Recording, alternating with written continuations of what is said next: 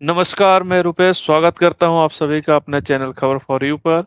और आज हम चर्चा करने वाले हैं बिहार के एक बहुत ही महत्वपूर्ण सीट, बहुत ही चर्चित सीट, जहानाबाद। और जहानाबाद के बारे में बताएंगे हमारे राजेश प्रियम जी। तो राजेश प्रियम जी, आपका बहुत बहुत स्वागत है और बताइए क्या चल रहा है जहानाबाद में वर्तमान में।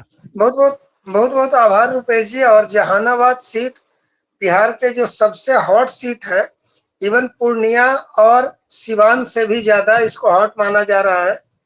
वजह यह है कि 2019 में जदयू ने ये सीट पहली बार प्रयोग किया था, चंद्रवंशी जी को सौंपा था।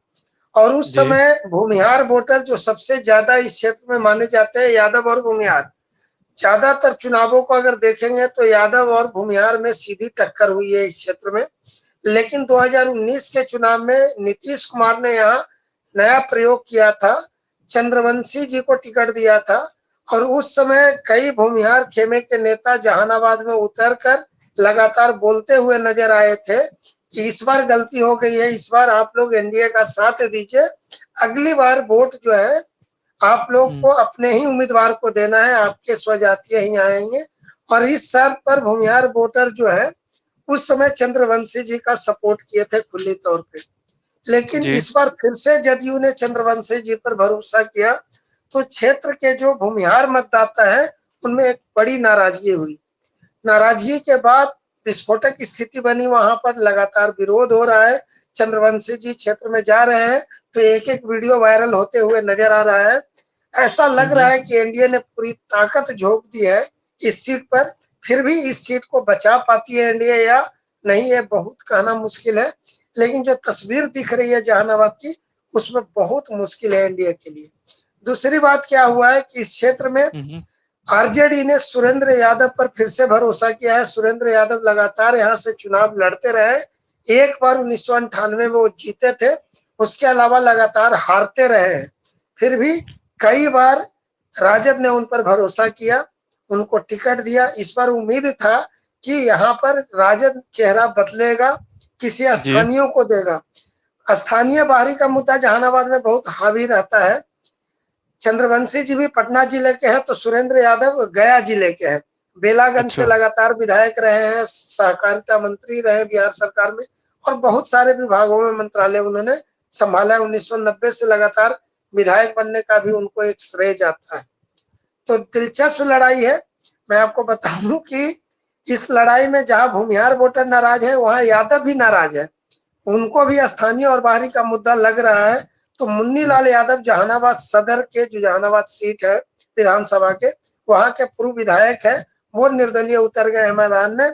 तो भूमिहार समाज से अरुण कुमार, जो यहाँ से 2 बार सांसद रहे हैं, वो हाथी पर सवार होके इस मैदान में आ गए हैं। वहीं बीएसपी एक से। भूमिहार ब्राह्मण एकता मंच के नेता है आशुतोष कुमार, वह भी इस क्षेत्र में लड़ाई लड़ रहे हैं, वो भी निर्दलीय मैदान में कूदे हुए हैं। तो दिलचस्प लड़ाई है इस बार की रुपेश जी जहानाबाद सीट पर। एक तो भूमिहार बहुल क्षेत्र है और वहाँ पर मुख्य रूप से भूमिहार और यादव का माना जाता है। इसके अलावा और कौन कौन से जातियां हैं या जो समाज के लोग हैं जो कि वहाँ पर महत्वपूर्ण भूमिका निभाते हैं, कृपया संक्षिप्त जी में उनके बारे में बताएं। रुपेश जी, जातीय समीकरण की बात करें तो यादव का संख्या इस क्षेत्र में सबसे ज्यादा है और लगभग उतनी ही संख्या भूमिहार वोटरों की है। दोनों लगभग जी। बराबर पे है। इसके अलावा एससी एसटी समाज की यहाँ पर संख्या अच्छी खासी मानी जाती है। लगभग 22% आबादी जो है एससी एसटी समाज के है।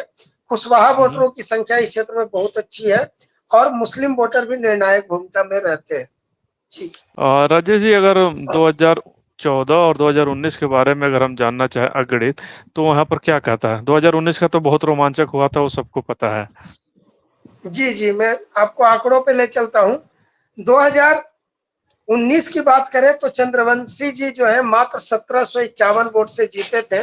उस समय चंद्रवंशी जी को 3,35,584 वोट मिला था। जदयू के कैंडिडेट थे। सुरेंद्र जी। प्रसाद यादव उस समय राजद के कैंडिडेट थे, जो वर्तमान में राजद के कैंडिडेट है।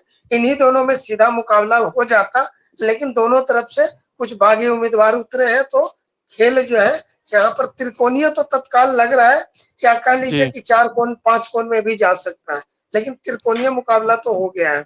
सुरेंद्र प्रसाद यादव को 3,33,833 वोट तब मिले थे।